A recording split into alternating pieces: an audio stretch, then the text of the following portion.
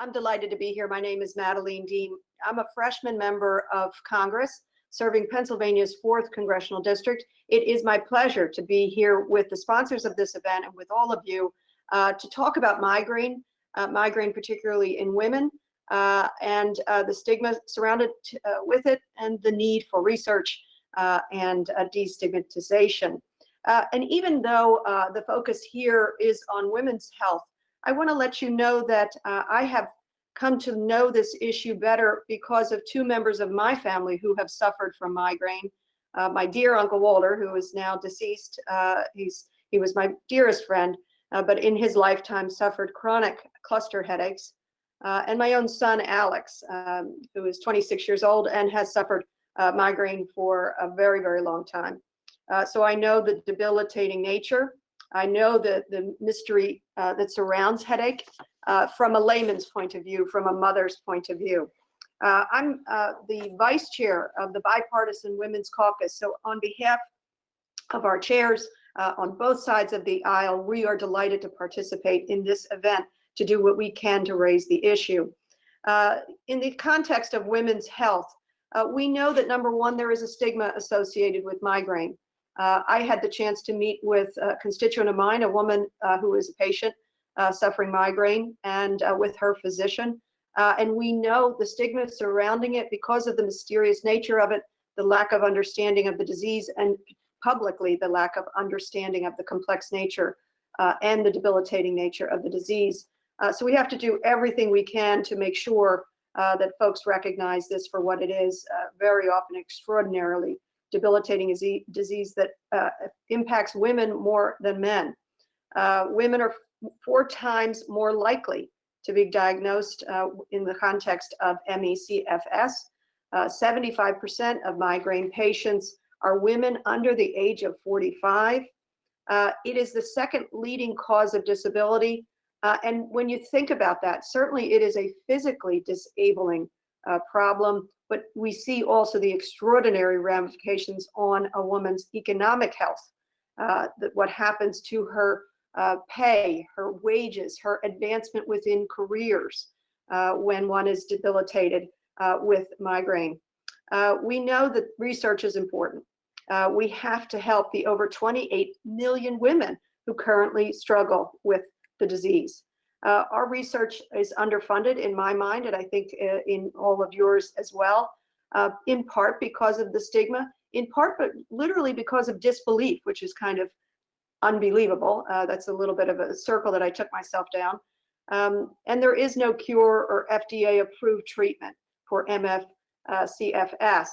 I want to be mindful also very briefly of the problem of these diseases, of these disabling disorders in a time of COVID, when we are more and more isolated, when our own economic circumstances are in peril, when our own life and livelihoods are at peril, how women are suffering even more as a result of COVID.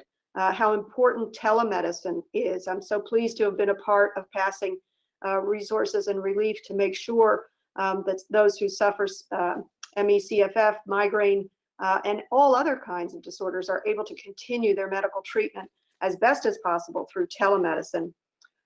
Moving forward, I know that COVID has exacerbated health outcomes for women, including all kinds of chronically ill women. And I just want to assure all of you that what I'll be doing is fighting for research and resources, and shine a bright light of understanding on the diseases and the disabilities and headache and migraine and chronic fatigue that really needs to come forward so people can get access to healthcare and get well and move into, I hope, a non-COVID environment in an even healthier place. So I'll close with that and say thank you for including me, and from the Bipartisan Women's Caucus, congratulations on the extraordinary work you're all doing. Thank you all so much for having me here. I want to thank the Bipartisan Women's Caucus, all of the sponsors. You know, I'm no stranger to chronic illness, actually, and that's why I'm really grateful to be here. A few years ago, I was going about my life as if, I was a fitness enthusiast. I was known among my circle and among my friends as someone who never got tired, was the words they would use, and suddenly went out to the Hamptons one weekend, got bit by a tick, got Lyme disease. That led me on quite a journey of trying to figure out, what to do about chronic conditions and chronic symptoms that I was having. I recently also had COVID. I had it, my husband had it, my baby had it, and have some lingering symptoms as a result of that. So, I'm very plugged into chronic illness as it affects women in particular. I'm speaking to women every single week in the news who are saying, listen, I'm being labeled as recovered. I don't feel recovered, and no one's listening to me. I myself went to many appointments and was not heard, was told, oh, you're stressed. Oh, you're just tired. Oh, you have a lot of responsibilities, when I in fact knew my body and knew that something physical was very, very wrong and needed to be addressed. So we have an amazing panel here today. I'm so excited to hear from not only doctors, sociologists, but people who are actually suffering with ME/CFS. And as I came to learn, I didn't know when I first saw the name ME/CFS, I didn't know what that was, but I do know chronic fatigue syndrome.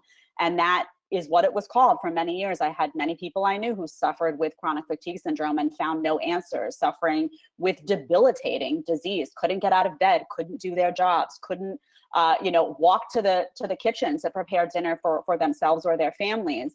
Symptoms, brain fog, pain, the idea that you exercise and then you suffer as a consequence and feel 10 times worse is horrible. It's horrible to go through that physically and mentally. So, and migraines, I was very naive about migraines for a long time and thought, oh, that must just be a headache. It's not, as you know much better than I do, but I now know that can be 10 to 15 days a month where you're sitting and you are suffering and cannot lift your head up. That is completely debilitating. So what I would love to hear today, and I know we're going to hear a lot of today, are links to COVID. We're in a very unique time right now where we are in the midst of a global pandemic. So how is ME/CFS, how could people who have ME/CFS be affected by COVID? How could COVID then become a contributing factor to make people who already have that disease feel worse? And how do we make sure everyone who is suffering as a result of COVID and ME/CFS complications that may go hand in hand, make sure that they get the care that they need? I know there's a disproportionate impact on women, and I want to hear, and I know we will hear, why that could be the case. When you hear stats like women are 3 times more likely to develop prolonged COVID-19, 2 to 3 times more likely to develop migraine, 3 to 4 times more likely to develop ME/CFS, that's startling, those numbers. So there's a need to delve into that.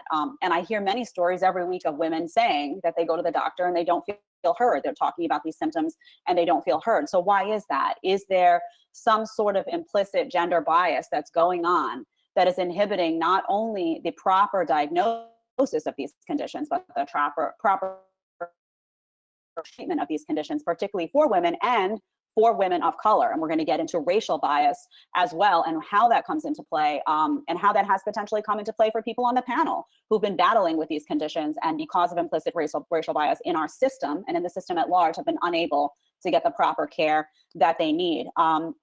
Also, we always think in terms of the economy. When you have stats like 69% of people with ME/CFS are unemployed, up to 89% lost their job as a result of it, you have to not only look at the physical and emotional effects of that on a person who is very capable, who wants to contribute, who wants to put food on the table for their family, who has interests and worked very hard for many years to build up really dynamic careers, and suddenly can't do what they want to do so badly. And what is that ripple effect on the economy at large? What does that do? Is that enough of an impetus for people to take this more seriously and come to the table and say, we need solutions, we need funding? Speaking of funding, we're going to talk about legislation, funding from the NIH, what is happening, what's not happening, what needs to happen. And although this conversation should have happened years ago because so many people are suffering for so long, we now do have COVID-19 in the front of the news cycle every day. And this is an opportunity to say, listen, this COVID-19 is important. It is significant. People are dying, but there are also a whole host of people that have been suffering for a really, really long time. And there's a lot of people that have COVID-19 that are going to wind up with conditions like ME/CFS. We know that. We know that you're going to have, you see it already. You see people coming to the table and saying, well, I'm being told by my doctor that I'm better, but I am exhausted all the time. I myself can tell you my lungs aren't quite right. I couldn't go out for a run now and feel the way I did before. And you have a lot of examples of that where doctors are saying, well, it'll just take time. People need more answers than that. And when your life is passing you by day to day, and you want to be more of a contributing member of society, and you want to be able to take care of yourself and your family, and you want to just wake up and smile and laugh and not have to think about how to manage chronic disease every day, you don't feel like you have all the time in the world. And that's not what you want to hear when you walk into a doctor's office.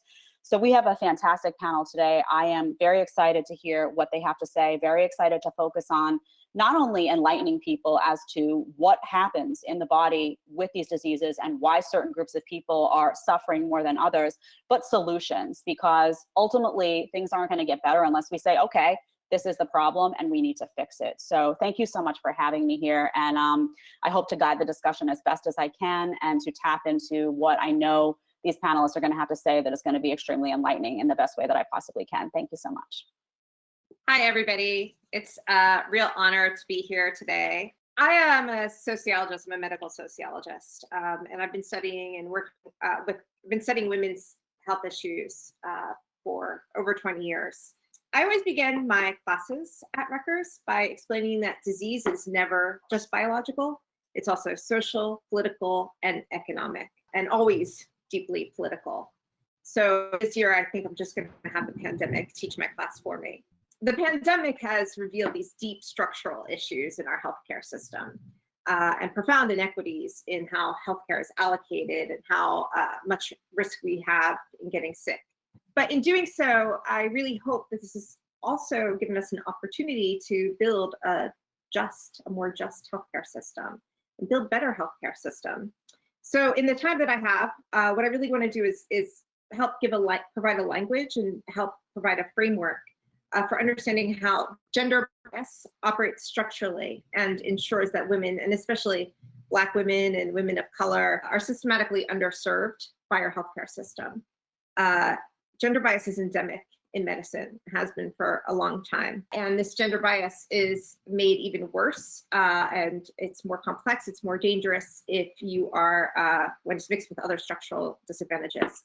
So if you're not a white woman, and racism, xenophobia, homophobia, transphobia, all of those things are going to make this bias much, much, much worse. So the points that I want to address today are that women's diseases are stigmatized, that we don't know enough about diseases that disproportionately affect women, and that we don't have sufficient policies in place to support women who are disabled by these diseases.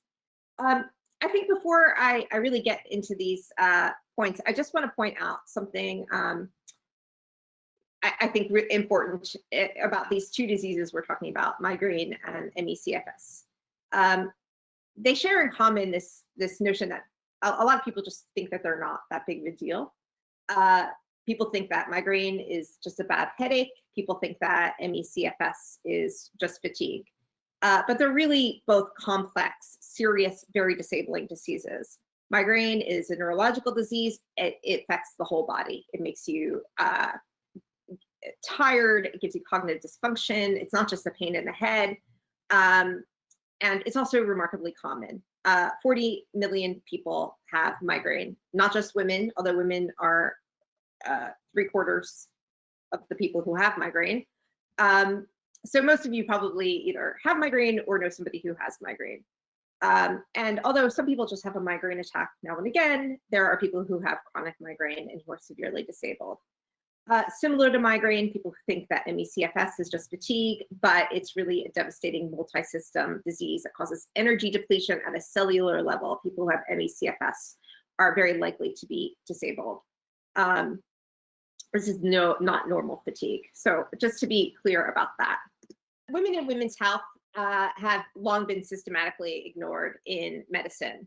And I could talk for a long time about the ways that this has happened, but let's just stick to this one point, which is that women, when they talk about their physical distress, are very often ignored, delegitimated, and disbelieved, sometimes belittled. Now, many of you may be familiar with this phenomenon, right? You go to the doctor, you tell the doctor what's wrong, and they tell you it's all in your head. For me, it started when I was age 5. And a pediatrician diagnosed me as having a type A personality. I don't know any 5-year-olds with a type A personality, and just sort of brushed it off. Research suggests that this wasn't just about me, that women are consistently face this kind of experience when they go to the doctor. Women with Emmy, CFS report that they have to work hard to appear to be credible patients in the medical clinic. Women with fibromyalgia, another one of these invisible diseases, talk about how the constant delegitimization and belittling of their symptoms by doctors makes them experience doubt that they actually feel the pain that they feel. And I found this in my own research on migraine. And Black women experience multiple stigmas that compound this kind of sense of doubt that they experience.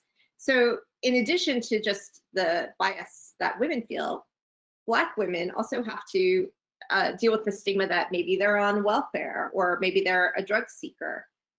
Black women also have to deal with this legacy from slavery that Black people somehow don't actually feel pain, even when they articulate that they're feeling pain.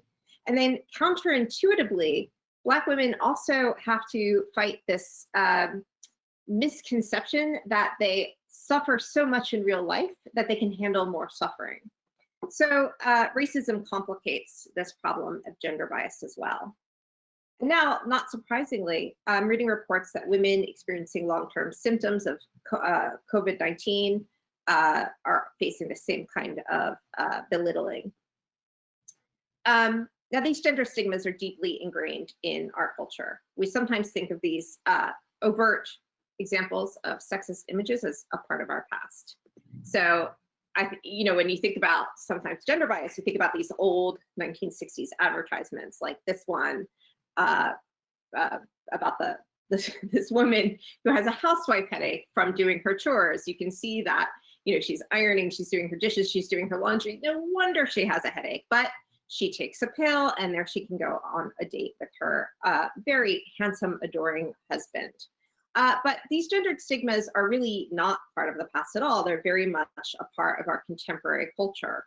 So here's just another advertisement, a more contemporary advertisement. And here you can see a nurse, at least she's now at work. She's not just stuck at home, but when she has a headache, she has the classic headache pose, which is, she's squinting her eyes and she's looking. I always think when women look like this, what they're doing is wondering where their keys are.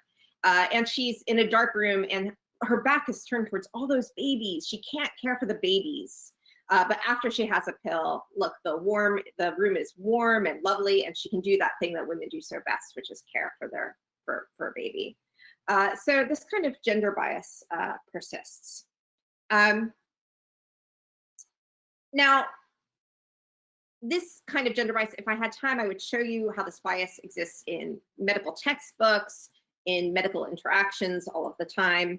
But I'm sure you'll be hearing more about this from the other panelists. Now, the reason I want to talk about these stigmas is because they matter. They matter because they're deeply embedded in our institutions, from NIH and medical hospitals where education happens, to places of employment, where women with chronic illness often find their ability to work curtailed by stigma and discrimination, and even at home, and maybe even especially at home. And addressing sexism like this matters because not only do they limit what we think of as normal, but they limit what we can imagine as possible for women and for our daughters. Now, we don't know enough about women's diseases. That's my second point. And in order to talk about this, women from its ranks in the mid-19th century, prior to Congress's approval of Title IX in the 1970s, fewer than 10% of medical students were women. And now, more than half of matriculating students in medical school are women. So we've made progress. The Office of Research on Women's Health was only set up in 1990, and the 1993 NIH Revitalization Act has done a lot to improve the inclusion of women and minorities in research. But this isn't enough, right? Because we still know that we don't know enough about diseases. What I want to tell you is that if you look at how NIH allocates funding as measured by disability adjusted life years or DALYs, what you would see is that migraine and Emmy CFS are not allocated sufficient funding relative to the amount of burden that they cause. So that they should be allocated something upwards of perhaps $100 to $200 million per year. Research is for migraine. Every year, migraine gets about $20 million in research, and Emmy CFS receives about $5 million. And I'm sure you'll see more of this from subsequent panelists. Thank you so very much. I appreciate the invitation to be here. I'm happy to be a part of all this. I don't have any slides. I was going to talk a little off the cuff because I'm a bit of a historian for the Emmy CFS clinical and research community. I started in this field in the 80s. At the same time, we were coping with HIV epidemic. Oh, thank you so much. And so, sorry, I just had to relocate in my house. It got very noisy all of a sudden when you were about to unmute me. The grandchildren arrived. Anyway, I remember the early years, and I'm not talking about just a few years, the early first 20 years of this of Emmy CFS clinical care, that nearly much all of it. And at one point at a State of the Science meeting in the mid 90s, I was invited the day before the meeting because they looked at their agenda and realized when the advocates pointed it out that they had not a single speaker who was not a psychiatrist talking at the State of the Science meeting on an illness that was increasingly being discovered to be a neuroinflammatory disorder. And so that was our beginning. And I will say at our beginning and ever since, our funding has been terrible, absolutely terrible. We've been booted from institute to institute. We were booted out of NIAID, the allergy immunology, where you think might be a good home base for us, to the Office of Women's Health, which sounds fabulous, except they have no budget. They're not an institute. They have to beg the money from all the institutes. So it was more of a political maneuver back in the 90s to shift across that way. And recently we were shifted to the Institute for Neurologic Diseases, which has been a great home base. Here we've actually found a passionate group of people at the Institute who have been working hard to try to advance the field and develop the collaborations across the multitudes of institutes. Nonetheless, the funding has been very poor. And our average funding, this is shocking, has been in the $3 to $6 million range for the entire country for an illness that affects 1 million people and throws them on their knees in the height of their productive years. It's been a very distressing thing to discover that there's more, I looked it all up, there's more funding for male pattern baldness there is for Emmy CFS coming out of the NIH. And that is a sad state of affairs. And so I would charge this beautiful advocacy committee that has done so much to try to get the ear of our policymakers to continue working very, very hard to advance this area. Now, COVID presents an interesting opportunity. As many people have heard, this so-called long haulers illness of people who aren't recovering from COVID is shockingly disproportionately affecting women over men. Big surprise, a chronic inflammatory condition. And it's so new that we can't say yet, is this Emmy CFS? Sounds like it if you read the symptoms list and you read some of the early work on the biomarkers. But is it?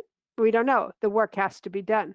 Happily, Congress has actually said to NIH and put some money behind it to get a whole lot of work done in this COVID, and then we're tagging on the post-COVID piece to it. And so this is our little opportunity. The first time I've been doing this, like I say, since the 80s, no opportunity has ever arisen, ever, that would give us the opportunity not just to understand an illness, but to do something about it. We have been sitting with program announcements for, do the math, 30 years that don't move on to intervention. They're entirely about trying to figure out what's wrong with people with very modest funding. And at no point have we been given a clinical trials opportunity or an opportunity to actually take the knowledge we do have and do something with it, help people. And so it's time, really, really good timing right now with this post-COVID epidemic to say a number of things. If ever there was a time to intervene on an illness to try to prevent it from becoming a lifelong horrible illness, it's in the first months of the illness. Right now, in the post-COVID group, we should be doing things, helping them learn how to take care of themselves, but also putting into play some kick-ass good clinical trials that could really help people, but also teach us what we need to know for the ME/CFS population that became ill before COVID. So there's a terribly important time to take advantage of this new funding impetus and the attention, and this long haulers disease has been an opportunity to move chronic fatigue syndrome from this, sexist, just a bunch of tired ladies, or psychosomatic illness early indication, this first 20 years of funding that funded that, to move on and get to the biology of the illness and get in there and intervene where the time is right now, advocacy right now, scientists like me, quick, write your grants, get them in for the October round, jump in there, get it done. Now, the other special group of people that I take care of, and I feel like if women are left in the dust, women veterans are left in the dust. Oh, those poor women veterans. They've been through everything a male veteran has been, being biologically more vulnerable to inflammation. And so they have the toxic injuries that the guys had, but they get a bigger injury from it. They have more chronic injury from it. They have not just the risk of going to war on behalf of our country, but they have the risk of lifelong PTSD because of military of rape in the military that has traumatized them in such numbers that every single one of us should be appalled and wonder why we let our daughters join the service. So I think that you really need to think also, as we're moving forward in our advocacy world, don't leave women veterans behind. They're more vulnerable. They've had more exposures. There's this whole concept in research about brain diseases that involve chronic neuroinflammation, is this multiple hit thing. And it also applies to migraines. Did you have a toxic injury?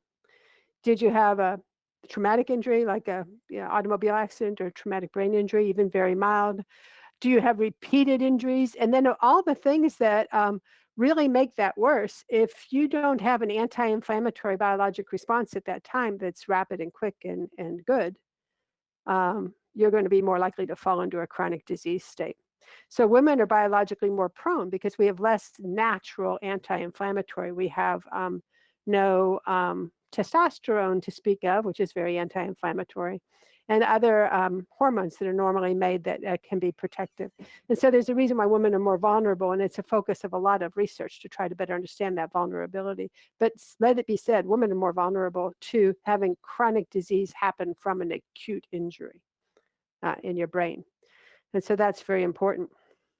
I also want to speak to this HR 7057. It's a bill that's going around right now that has some great advantages that we should all get in behind, because I've discovered, and it's so hard as a clinician, and I just say, I don't know if I was introduced as a clinician, but I am a physician with, as I say, more than almost 40 years of experience now taking care of people with these illnesses, is that it's really hard to take care of people that are out of state. So telehealth has become what we're really relying hard on in the post-COVID era. It has been such a boon to the ME/CFS population because y'all are too darn sick to come to the doctor a lot. You miss tons of appointments. You don't follow through on a whole lot of things because you don't feel well enough to do it. And suddenly, with a little break in the window of the law, we're allowed to do telehealth. We're allowed to do it. We get paid for it as if you were in our office. How exciting for us to actually have a model in our clinic that allows us to actually care for you. To give you a sense of this, a chronic fatigue syndrome hour of care in our clinic is billed at a Medicare rate. It's around $250 an hour-ish. A telephone call for the same amount is $25. We can't operate like that. But a telehealth visit for that is $250. Now I can have enough doctors, have the nurses, have the things we need to be actually do the care. So telehealth is a really important thing. But our lawyers at our university did a state-by-state review of where and when we can do telehealth, and it is practically nil outside the state of Florida. We have 14 states where I'm allowed to talk on the phone, not telehealth, just talk on the phone to you without your provider in the room. There's pretty much the rest of the states where I have to have the provider in the room, and 2 states, California and Illinois, where I can't talk to you or your provider. Sorry, my license doesn't cover that. I'm not allowed to have a conversation with your doctor. That's nuts. That's just crazy. How do you practice medicine that way? And so as we're trying to develop these post-COVID clinics and post-COVID clinics sort of wrapped into our Emmy CFS clinics, we have to have the capacity to provide care nationally and not just in the state. And this HR 7057, in part, its focus is to do that, to extend the Medicare latitude that allowed us to do more care during the COVID epidemic and extend it beyond the COVID epidemic and continue that kind of care. Hi, thank you so much. It's quite an honor to be part of this panel today, and it's really a pleasure to be able to share my story with everyone. Chronic pain has been synonymous with my existence since childhood for me. At 8 years old, I was diagnosed with migraine. So from childhood, I have had the burden of having to live with an invisible illness and going through the many stages of invalidation, dismissal, and unacceptance of having one. As a kid, I was exposed to how much migraine can take away from your life, and that experience was very painful. I was not the same as other children, and no matter how much I looked normal on the outside, my body prevented me from showing up in the world in the way that I wanted to. Now, as a woman who grew to have a wonderful marriage and 3 beautiful children, pain was still a major and persistent part of my life. By the time I was 30, I had chronic migraine, daily chronic headache, new daily persistent headache, fibromyalgia, and a 6, 7, and 10-year-old to take care of. Finding and receiving adequate and equitable care over the last 15 years has been more challenging than it should be. I have had to appeal many decisions not to cover treatments in order to ensure that I'm getting the most efficient pain management therapies. Access to see a headache specialist was impossible because my insurer refused every referral that I put in to see one because it was out of network. So that limited my care to neurologists who did their best, but they were not specialists in headache medicine. They tried what they could, but often I exhausted the most common treatments, which either failed me or they lost their efficacy after a few months. Thankfully, in 2016, a headache specialist was hired by my insurance provider. However, he is located in Baltimore, which is 2 hours from me. So every 3 months, I drive 4 hours round trip for my injections. Is it what I prefer? No, but this is my best option to receive migraine-specific treatments. As a woman of color, I have experienced too many times clinicians asking me if I am doing enough to manage my pain. There is often this implication that I am doing nothing to get better and just drug seeking. I am sure this could be an implicit bias stemming from the stereotype that Black people are lazy or substance abusers waiting for a handout. Maybe I'm on government assistance. Since I travel with a binder that validates the existence and seriousness of my disease, an urgent care doctor who I saw several times in the past thought it was okay to refer to me as the binder. When I self-advocate, I am perceived as angry or combative. A Black woman who is deeply knowledgeable about her disease and what treatments are effective for her is not always well received. A neurologist I was seeing for several years told me during an appointment that I was the reason why I was in so much pain, claiming that I was relying too heavily on medication and was not making enough lifestyle changes. After going down a laundry list of all the complementary, alternative, holistic, and naturopathic treatments I utilize outside of the necessary medical procedures and therapies that are part of my overall protocol, he was fired. I was no longer able to work due to all of these pain conditions. And that loss of identity was difficult because I wanted to also be able to provide for my family and not to have my husband carry that burden by himself. And him being a law enforcement officer, his job is extremely stressful. So to have a chronically ill wife on top of that wasn't what I imagined for us. So not being able to provide in the terms that I wanted to was a difficult thing to accept. So to help supplement my family's income, I applied for Social Security disability in 2005. It took 9 years to get a full award approved for Social Security disability. In 2018, Social Security determined that my health improved enough to go back to work, and they stopped my benefits, although I have daily chronic intractable migraine. It took over a year to fight and reverse that decision. Why did this occur? There are many reasons why. One, the Blue Book contains no listing for any headache disorders, nor are they updated on a scheduled timeline.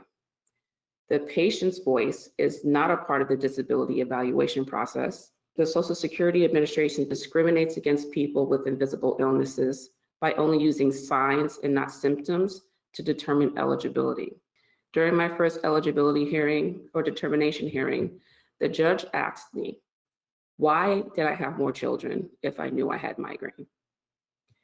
He approved me for a partial award, sending me on another long appeals process. The second judge to deal with that appeal spoke to me as if I wasn't even in the room or even a human being. And both of those instances were a great show of racial and gender bias.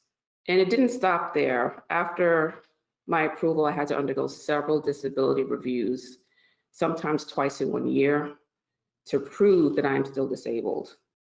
And that causes a ton of anxiety for somebody living with severe disabling chronic illness who relies heavily on those disability payments to survive.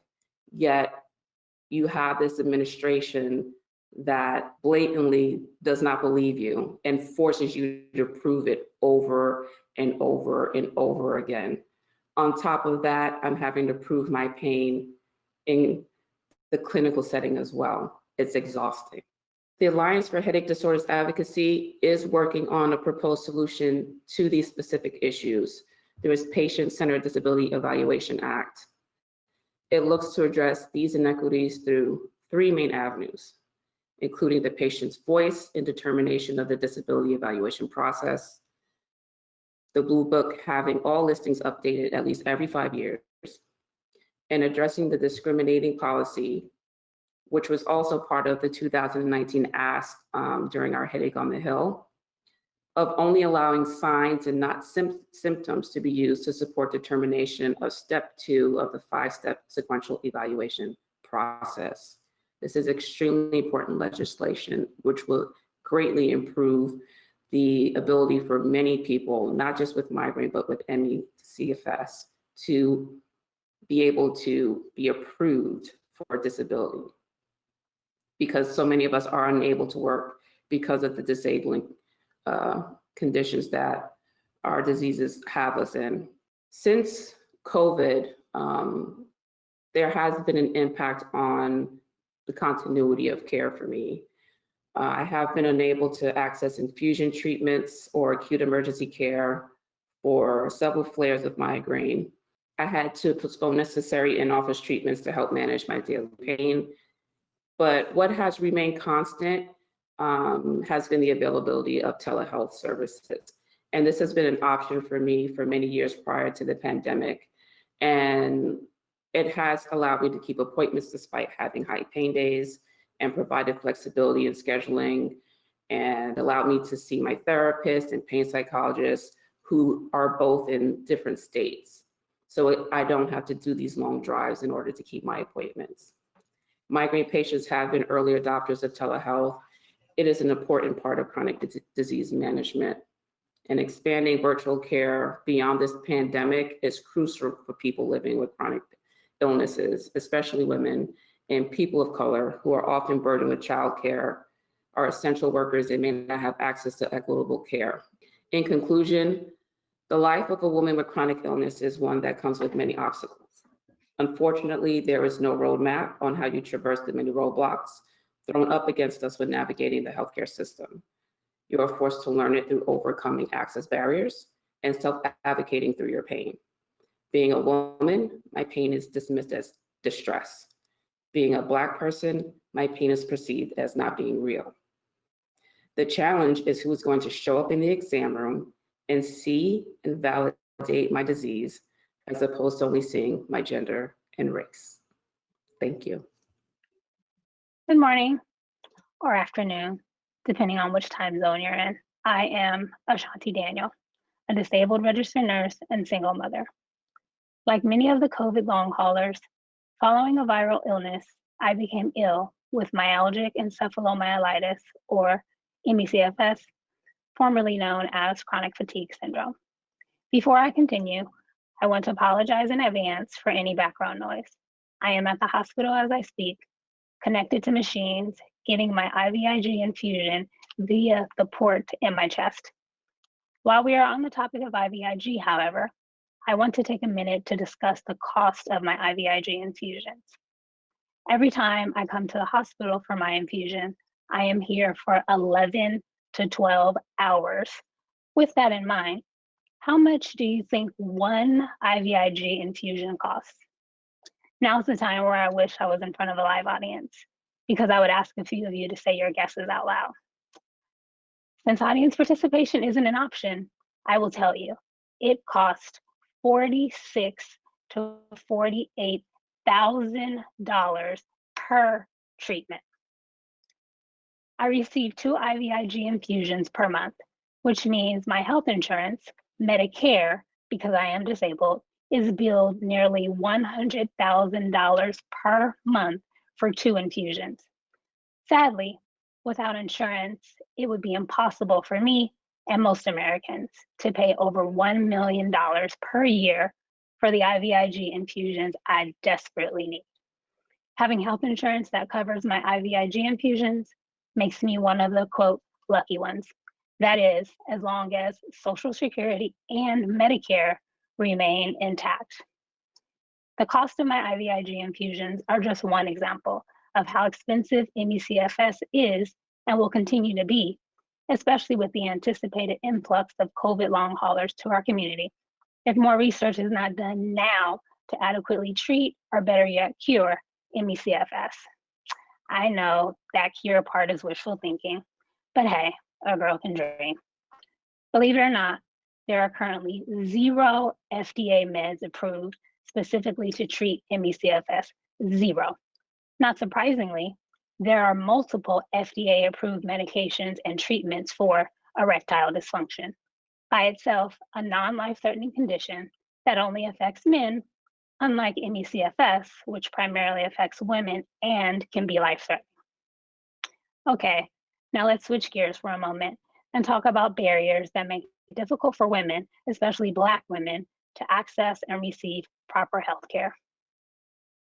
The Center for Health Equity Research, Chicago, defines structural violence as the multiple ways in which social, economic, and political systems harm certain groups of people, in this case women, producing and perpetuating inequality in health.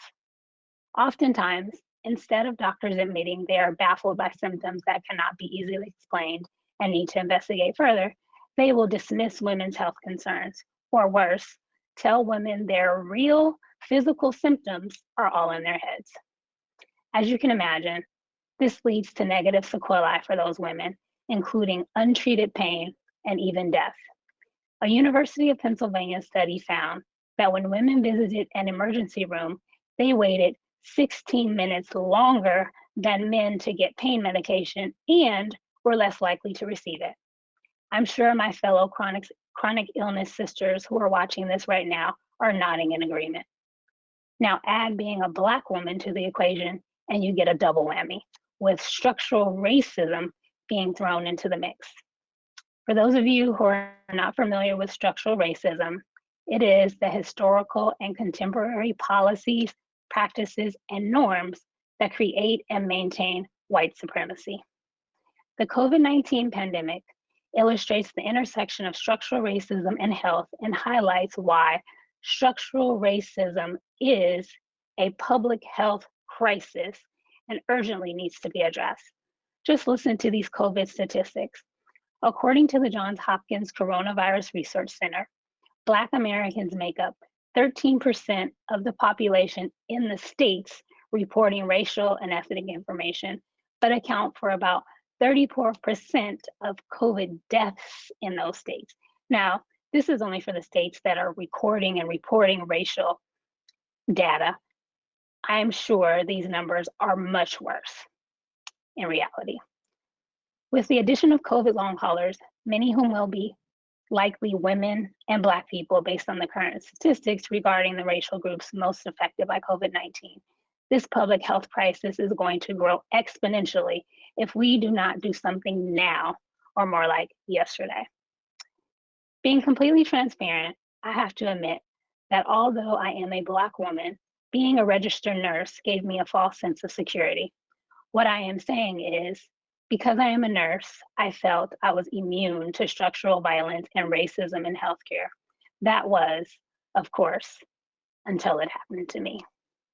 While working as a neonatal intensive care unit nurse in August 2016, I became ill with a virus that initially attacked my lungs. Sounds reminiscent of COVID, but this happened to me long before COVID burst onto the scene. Because I have a history of asthma, doctors just assumed it was a severe asthma exacerbation and subsequently treated me for that. Even though I was a nurse, equipped with inside knowledge on how to navigate the healthcare industry as a patient, I still encountered physicians who did not take me seriously when I told them early on that my symptoms were caused by something more than just a severe asthma exacerbation. 4 months into this illness, and after multiple hospitalizations, I was finally able to get an appointment with an infectious disease doctor. I arrived to this appointment desperate, but optimistic that I would get closer to finding out what was making my muscles profoundly weak, my voice unusually hoarse, causing bone-crushing fatigue, and so many other new symptoms. The infectious disease specialist talked to me for maybe 5 minutes max, ordered some blood work, did not physically examine me, and sent me on my way. To add insult to injury, I requested a copy of my medical records and learned that the infectious disease doctor had written my illness was likely psychosomatic. Wait, what? Excuse me, sir, but you spent all of 5 minutes with me, did not even examine me, and could draw the conclusion that my symptoms were all in my head? Imagine the shock, sadness, and frustration, as well as anger I felt while reading that consult note. In that moment, I was quickly reminded that being a registered nurse and quote, one of them, does not negate the fact that I am a Black woman, and due to structural violence as well as racism, I am far less likely to be believed and properly cared for than white men and even white women. I still make it a point to let any healthcare professional or provider in charge of my care know that I am a nurse, not expecting special treatment, but simply in hopes of ensuring basic competent care. If you are wondering what it's been like living with Emmy CFS, let me tell you. Emmy CFS has taken my beloved nursing career. Emmy CFS has robbed me of the ability to be the mother I once was. Emmy CFS has killed my social life, my dating life too. Imagine going from being a person who was so physically fit prior to this illness that I was often mistaken for a trainer, to being bedridden 90 to 95% of the time and needing a wheelchair or motorized scooter. Hard to imagine, right?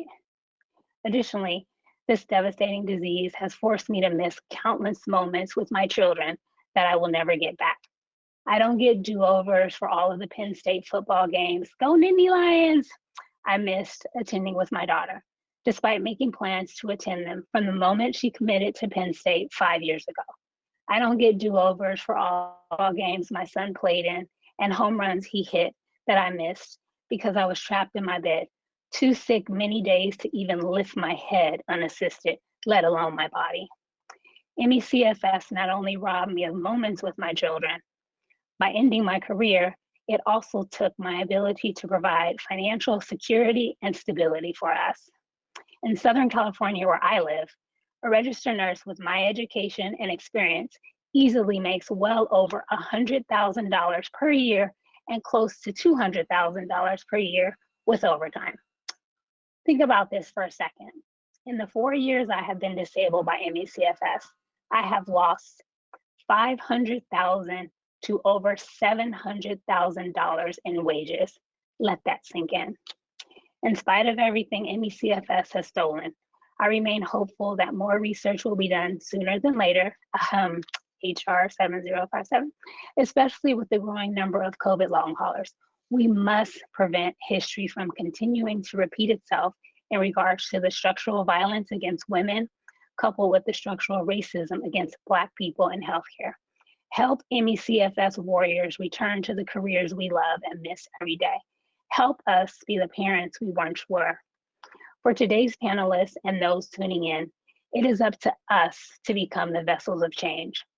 In the words of former First Lady Michelle Obama, there is no limit to what we as women can accomplish.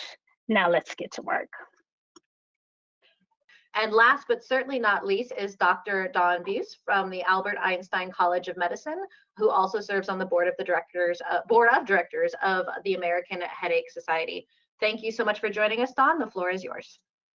Thank you so much, everyone, for allowing us to present today to the Bipartisan Women's Caucus, who has a long history of actually amazing accomplishments for women and women's health. We're so happy to have this opportunity and your time. And thank you to Jamie and Ashanti for sharing their personal and powerful stories. Jamie and Ashanti have told us the story of one person, two people. And as we go forward, I want to say I have a very fortunate opportunity where I'm a psychologist, so I do speak one-on-one and I hear those one-on-one stories. And I'm a researcher, so I survey, along with my colleagues, sometimes 500,000 people. And it's amazing how these data points align, and we need to hear from the one person because it really can move us as humans as to how people can be affected. And we need to know from the hundreds of thousands or the millions what kind of impact we're working with so that we can move forward for women living with these chronic illnesses. I want to speak real briefly in my time about what life has been like during the pandemic, not only the challenges, but opportunities, and what we can do to move forward in a positive way following the pandemic and keep the positive waves going forward. So migraine and ME/CFS share several things. They're both invisible illnesses.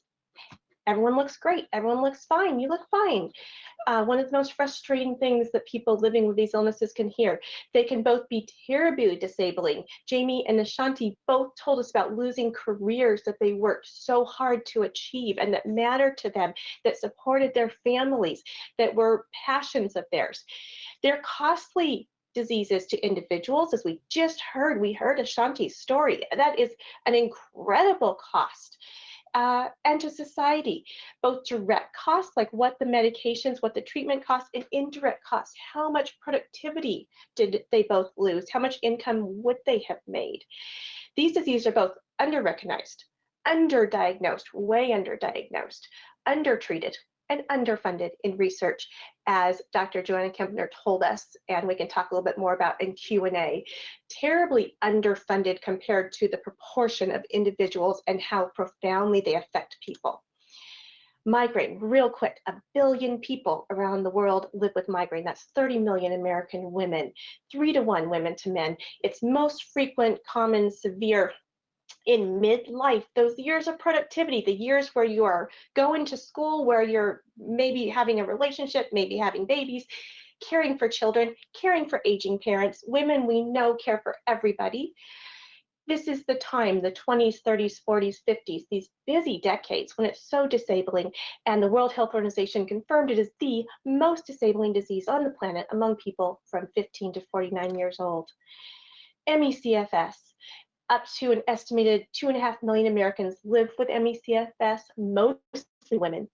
And again, it is most disabling in that busy midlife time, the time when Ashanti wants to be nursing, not sitting in the hospital receiving an infusion, the time when Jamie should be at work, working and caring for her family. They should both be at their kids' sports games. This is when you want to live your life, and when society expects and demands the most of women. Society relies on women. They are the core fabric that holds all of us together. Mothers, partners, teachers, educators, nurses, health providers, providers for aging parents. We need women. We need them, and we need to care for them. These diseases affect more than the person with the disease. They affect partners. They affect children, parents, employers, co-workers, friends. They affect our communities and our families, our teams and organizations, employers. They affect our entire American culture. And that's why it's so important to think about how can we support women living with these chronic illnesses. Well, on top of living with a chronic debilitating illness, 300 years of systematic racism that has resulted in racial violence all the time, including this year, that resulted in widespread protests. On top of all of that, we have a pandemic. So now, not only are people living with all of that, we have a pandemic with a virus which actually enhances both symptoms of migraine and headache and fatigue. And as it was so eloquently pointed out, ME/CSF may be a component of post-COVID-19 long COVID syndrome. We may be seeing what numbers of new people joining this patient community of this underfunded, undertreated, underdiagnosed, under-researched disease that currently has no FDA-approved treatments. In addition, several migraine comorbidities are risk factors for COVID-19 catching the disease, and to put it bluntly, are risk factors for death or morbidity. In addition, people of color, as Ashanti read out those important statistics, are much higher risk of not only contracting COVID-19 as well as dying from it. Again, I'm being blunt. I could say morbidity and mortality. No, let's talk about death. These are real people. My hospital's in the Bronx. 4,000 people in my hospital's neighborhood have died already in months from this disease, and it's disproportionately people of color and people with comorbidities such as these two diseases we're talking about. Indirect effects. So, we have a terrible number of people who've had COVID-19, and whether you've had it or not, everyone in the country and around the world is living together with all of these ripples that come from this pandemic. Disruption to medical care, disruption to mental health care. Some of the treatments that Jamie and Ashanti both talked about are in-person treatments. Ashanti is in the hospital as we speak. Thank you, Ashanti, for being here, getting an infusion. Jamie needs to go see a provider for trigger point injections, for nerve blocks, for Onabot, which is Botox for chronic migraine that some people use. There are things that need to happen in person. Now, those were not possible for some months, and our medical teams across the country scrambled, and our hospitals and our health settings tried to figure out how to get the care we need for people, including, running down to people's cars in the parking lot to give them what they needed. All sorts of things. People have just pivoted to come together to care for people. Financial and occupational consequences. These are groups of people living with these conditions who already may be underemployed or unemployed, already may be disabled with major financial medical costs and no income coming in. And now we've added this additional burden of loss of incomes, maybe loss of incomes to partners, maybe loss of jobs for people who are in service industries, which really are in-person sorts of service industries, teaching and being a server and all of those kinds of in-person essential industries. People are so hit financially. School and academic consequences, things going on hiatus for who knows how long. Those who are currently employed and can work from home, who's only some percentage, pivoting to work from home. Wow, we know there's little ones at home, little kids at home. I mean, I can't believe no one's walked through my door yet, but don't be surprised if we have a toddler running at any minute and make a cameo appearance. Social isolation, stress, increase in migraine attack frequency, Emmy, CFS symptoms and flares, and either exacerbation or new onset of existing anxiety, depression, insomnia, acute stress disorder, PTSD, weight gain, sleep disorders, as well as some people who may not have had COVID-19 themselves, but have had family members who die.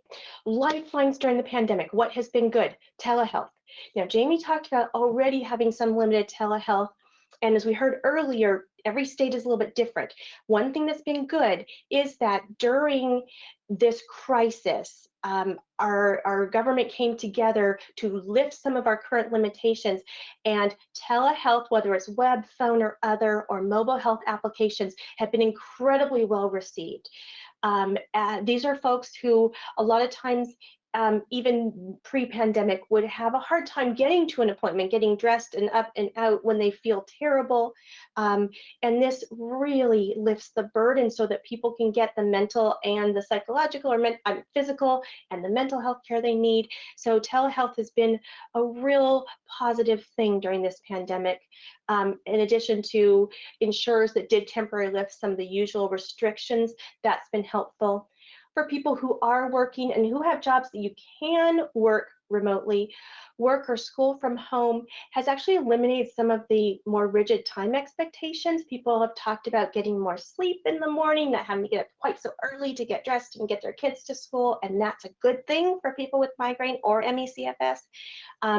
So that flexibility has been good. And the virtual support, advocacy, and education that's happened has just been beautiful. In the migraine community, patient advocacy groups have created wonderful online education and support. Miles for Migraine and the Coalition for Headache and Migraine Patients, the American Migraine Foundation, and National Headache Foundation have done wonderful online programs, all sorts of creative connections.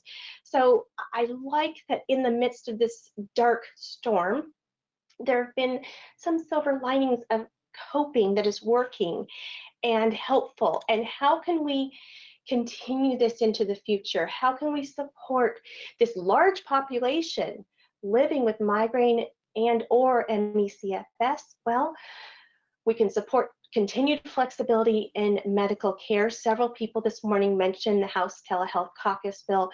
And both of our eloquent speakers, Ashanti and Jamie, talked about how important and beneficial that is in their care.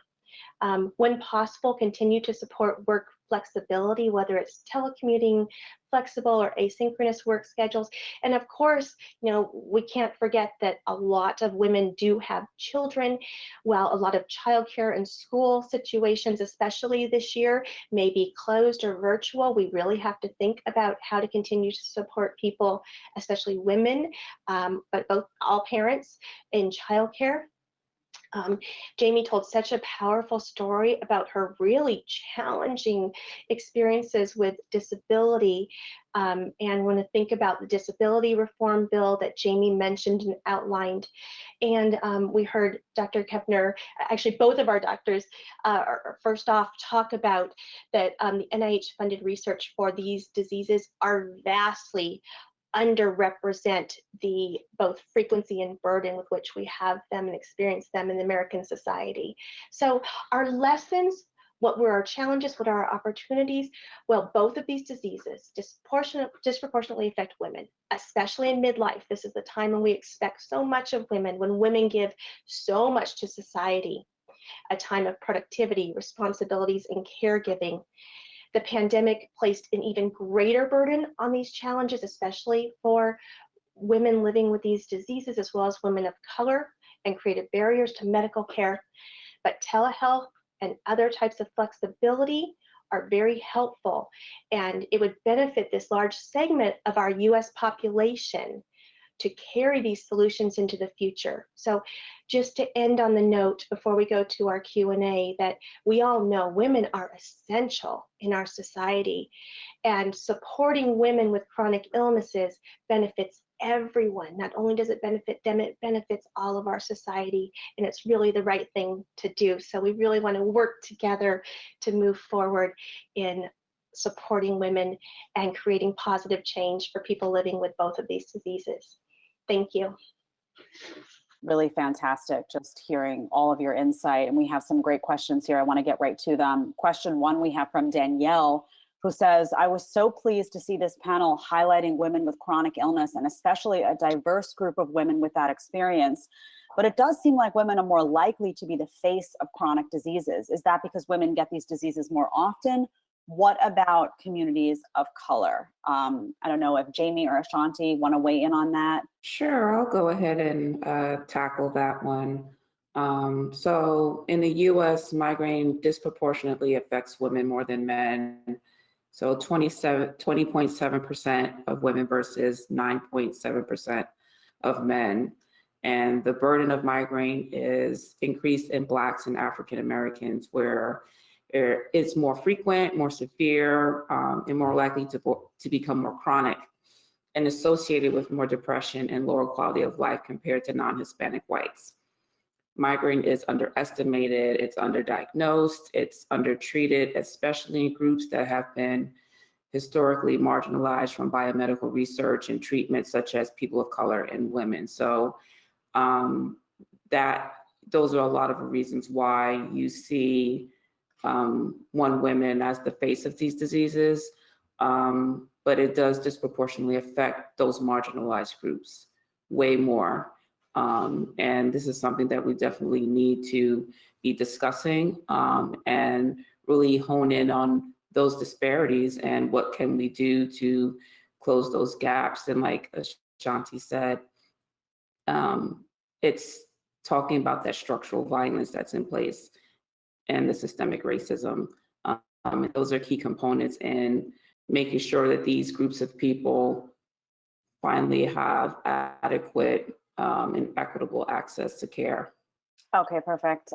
Question two comes from Estelle, and she says, I've been living with Emmy CFS, then it was called CFIDS since 1983. A lifetime of confinement and relapse is no worse than the COVID-19 virus, except I suppose how many people are involved. And I am still waiting for a treatment. I am concerned that CDC, NIH, NIAID, FDA, and others in government will focus on COVID and ignore millions who still need help. Will the NIH stop funding women's chronic illness because of COVID-19? Very interesting question. I don't know if Dr. Klimas wants to weigh in on that. Oh, this is such a good question. And honestly, I loved CFIDS as the name. That putting CFIDS. immune in the name was a great idea. But anyway, we didn't win that one. And actually, Jay Levy said chronic immune activation syndrome, and that was actually accurate. It was a great name from the get-go. But no, we got chronic fatigue syndrome. Anyway, I've been talking to a lot of people. I honestly think this is an opportunity to see significant increased funding in our field. We're not going to be leaving Emmy CFS in the dust. We're going to be, as we have been for years, getting our funding any which way we can, smoke and mirrors. And if that means we're doing post-COVID Emmy CFS compared to pre-COVID Emmy CFS studies for the coming years, you're going to be the comparator group. Well, that's cool. We'll learn all the science we need to learn from that. I'm going to say time and time again, we urgently need clinical intervention, trials, monies, and an easy flow of that money, an easy way to access it, to flow into this field. It is time to do the trials. And for these post-COVID folks, no time like the present. There's a very strong possibility of a long-term chronic illness that you just heard a lot of people talking about, and how awful it is to steal away years and years of your life. It's productivity. If we need to do early intervention trials, and we need to do them right now. Before we get to question three, I don't know if Dawn had anything to add on that as well. Well, I certainly hope that all of our collective voices together can remind those who make the decisions about NIH funding the importance of continuing or starting to do more funding into the causes and the effective treatments and outcomes for people living with migraine and ME/CFS. Question 3 I have, I am addressing, this is from Mark. I am addressing you looking for advice. I suffer from CFS, Emmy, and migraine. Within the following 2 to 3 months, I have appointments with different doctors in Belgium, New York City, Los Angeles, and San Francisco. Will the pandemic impact my care? What can be done so that I still get the same quality treatment with everything going on? Dr. Klimas? Well, that is a hard question. Certainly, for instance, you're not traveling to Belgium right now. I don't think you're allowed to. But beyond that, probably not wise. But what you heard a lot of people talking about in this discussion is the importance of using telehealth as a tool to be able to continue your care and perhaps even access care you couldn't have before. And so I'm excited, actually, that one fallout of the COVID era is that we are able to use telehealth in all of its best possible ways. I'm going to still say, if nothing beats a physical exam, and I would love to have you in my office, but failing that, I'll trust another doctor's physical exam, but I can help take care of you if I have enough information to have the capacity to do it. With these little centers of excellence that are all around the country, that's very helpful to you, but they are so overutilized. Our wait list is hundreds long before the COVID epidemic. How sad is that? It means that we haven't learned how to translate medical education to the field well enough that you can receive the care you need on site. That you're flying going to Baltimore for your injections for migraines, that's nuts. They're right around the corner. What's that about? So we should be able to, there's a lot of doctors in our country. We need to give them the treatment algorithms they need to be able to treat you effectively and not make you be your advocate, dragging her all the way around the country, trying to find every expert on the planet to help you. Yeah, and Joanna, if you would just, your thoughts on just the quality of care as well, because there are 2 issues here, right? There's the access to care, and we're in very difficult times, and there's the quality of care that you talked so extensively about, what's ingrained so deep in the system. In terms of, I mean, I would love to hear more at another time about the medical textbooks and institutions. This is all fascinating stuff that's very hard to undo, but can you speak a little bit to expectations of quality of care, particularly at this difficult time in the country?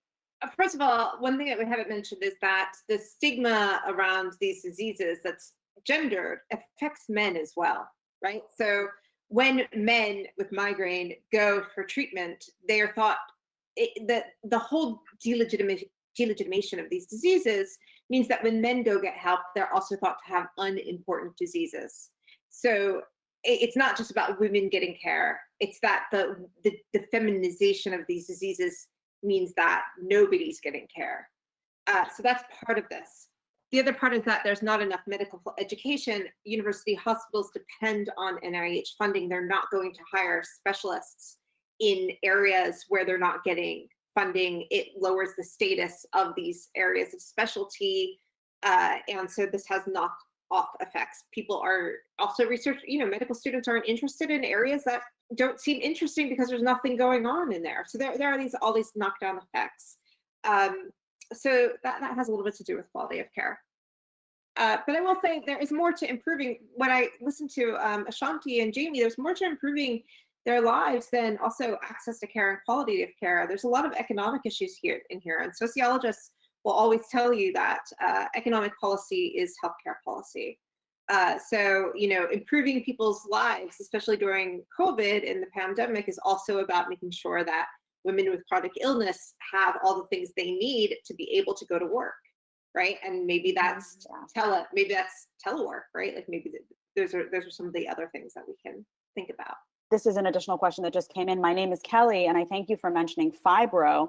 I deal with severe fibro along with 4 other chronic pain illnesses, and I have type 2 diabetes. Since February, I have been in my house. I am disabled, and I'm terrified to get COVID-19? Am I wrong to isolate in my house? So this is a really important question of, if you've been labeled as someone who is more likely to get COVID-19 and you are already suffering from chronic illnesses, this is an incredibly scary and difficult time to just function. Leave the house, go to the grocery store becomes terrifying. So what does one do about that? Dawn, I don't know if you want to weigh in on that one. Sure. Absolutely. This is an incredibly scary time, literally the scariest time for most of us in our entire lifetimes, unless we've been through major traumatic, large scale experiences. So I think that to a great degree, Kelly's doing some of the right things. For people with especially compromised immune systems, with inflammatory responses, and the fact that that COVID-19, we don't know everything about it yet. Our scientists and physicians and healthcare professionals are learning as fast as they can. They're doing a good job, but we're learning as we go. Erring on the side of caution for this time period is really important. Whatever Kelly can do, and some people have the financial means and the ability with work and childcare to be at home. Some people can't. Some people are essential workers, but if you can, it's a good time to stay at home as much as possible. And when you're out, definitely, we want everyone in the whole country to engage in the appropriate protective health actions, which are quite simple. Wear a mask, wash your hands, keep a distance. There are things we can all do for a year or two to help save lives. So for people living with either of these illnesses or any other chronic illnesses for now, the more that you can isolate, the better when you can't follow health practices. And the scientists are working as fast as they can, and we're seeing some promising drug trials as far as treatments. So everyone stay hopeful. We're in this boat together for a bit longer, but stay hopeful and we'll come out the other side together. Yeah, I mean, I guess my concern is what can be done in terms of, we've talked a little bit about funding, but it seems that this problem goes very, very deep. And I'm just wondering when Joanna talked about a lot of these things being ingrained, when you're talking about institutions that have been around for a very long time, when you're talking about the way doctors are trained to do their job and the way they're trained to interact with people of color, women. I know I've gone into these offices and been told I'm crazy, for months. I didn't get diagnosed with Lyme disease for 9 months because they told me that I was just busy. Clearly, I was not busy, I was sick. So what do you do to try to remedy some of that stuff that's so inculcated in our society? What can we do? We organize and work together. We amplify each other's voices. We talk, as we are right now, to women and men of power who are able to make those decisions. And we can follow the advice of some other diseases which were originally very highly stigmatized and now have treatments such as HIV or breast cancer, diseases where communities got together en masse and said, we are going to raise funds, we're going to demand research, we're going to demand care, and together our voices have so much power. Jamie and Ashanti's voices in singular are so powerful, and when you amplify those by millions of people, and when we have the partnership of the Women's Caucus and American citizens, we can move things forward. We have brilliant scientists, we have passionate patient advocates, and we have dedicated healthcare professionals. We just need to work together and move forward. Yeah, and just a quick note, one thing that I can guarantee, I talk to people every single week in the news business. We interview people who are sick. They had COVID-19. Symptoms are lingering. When I read the symptoms list for Emmy CFS, I said, I have a few of these symptoms myself. I talk to people every week who have these symptoms. So I think Dr. Klimas's note about these long haulers and the opportunity that exists right now, of course, no one wants to, have a disease exist in order to have something talked about. But the fact of the matter is the disease does exist. It's on the front page of every newspaper. People are talking about it. And as a result, it is lending itself to have these further discussions about chronic illness that should have been happening for decades past. So I think that is a very accurate point. And I promise you, there are a lot of people out there, for those suffering, there are so many people I speak to every week that have so many of these symptoms. I guarantee you there will be a bigger conversation about Emmy CFS to come, 100%. And now is the time. Can I just add in one thing there, which is that I love Dr. Buse's hopeful message that we're going to rise up together. But as somebody who's been studying these biases for a really long time, HIV and breast cancer are a little bit of outliers. And these biases, what they are a reproduction of the structural discrimination and the structural violence that Danielle and Jamie talked about. I'm sorry, Ashanti, I'm getting everybody confused because it's late in the day for me. Ashanti and Jamie talked about. And the way that Congress can really act here is by addressing that kind of systematic discrimination, because until we get rid of that systematic racism, systematic sexism, all of those inequalities, we're never going to really get rid of them in medicine, because medicine is a reflection of the world that we live in. And so I don't want to be like the naysayer here, but the things that we need to do is really address these fundamental inequalities. We have to address housing segregation. We have to address income inequality. And these are hard things. These are hard things that we need to do, but we can do them. And you have to remember that there's things that are going to take a while to do and can be done, as you're describing, and there's things that can be done even now with congressional pressure, even in terms of funding research, funding clinical care access, extending access to gender and racial biases, and making certain that what we're trying to do to restore fairness and equity in healthcare are front and center in the agenda. I think there's a lot that can be done with policymakers in this type of forum to try to move us forward. I'm grateful to reporters and the folks that are writing about the long haulers in the respect they are paying to the Emmy CFS community. They're not coming from this, oh, there was this bogus illness, but now there's real illness. There was a real risk for that. This has been considered a bogus illness. It's not. These people are sick as hell, as you have heard today, and they've given up so much, and they just don't feel like people are listening or responding. And they're right. They're absolutely right. If you looked at the centers of excellence across this country right now, there are no more than there were 20 years ago. And they're the same people, and they're old enough to retire. That should kind of chill you a little bit. There's not very many young investigators, young doctors coming into this field. It is time to wide open those doors and pressure.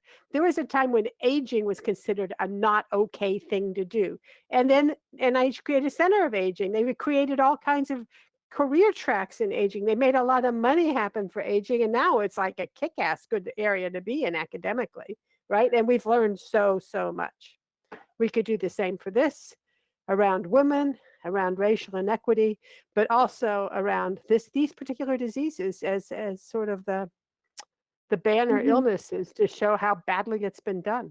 I just want to piggyback a little bit off of Joanna and just mention that we also need to, which is I guess part of addressing the systematic whatever, and structural issues, is we need to address medical schools and medical students, because right now, recently there was a study that was conducted, and 50% of medical school students felt that there were differences between Black people and white people, like biologically. So that's implicit bias. Like, we need to address that. That is so important. That's a huge piece, because these doctors are our future.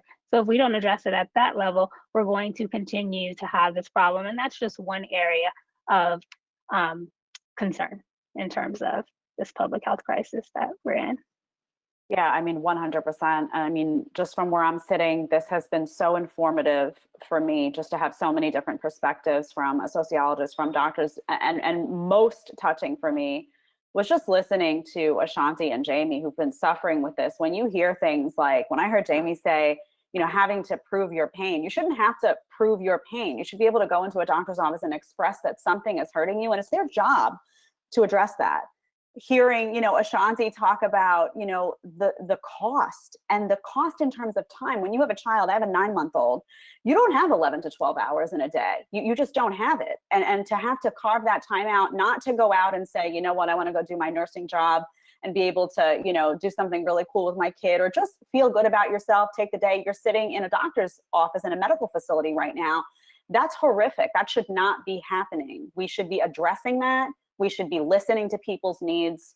And you both have done such a fantastic job that it makes me feel that if more people were heard who were actually going through this on a day-to-day basis and heard properly and addressed properly, and people had open ears when you walked into offices, that would make an enormous difference. So I think that note about medical school is so significant.